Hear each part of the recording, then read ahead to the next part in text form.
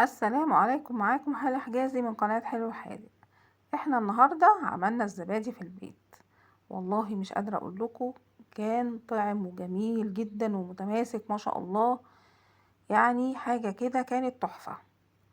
لو عجبكم الفيديو ما تنسوش لايك وشير واشتراك في القناة. في الفيديو دون هقولك كل اسرار نجاح الزبادي.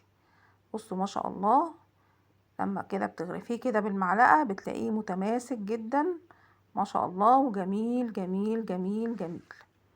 بصوا مش بيقع خالص من الكوباية، متماسك جدا، وكمان مش محبب، ناعم جدا. يعني ما تاخديه كده بالمعلقة تلاقيه كده ناعم، ما تلاقوهوش محبب وما تلاقوهوش فاصل المية بتاعته، يعني كان تحفة. وبألف هنا وشفا مقدما. بصوا بقى مقاديرنا بسيطة جدا وفي سر خطير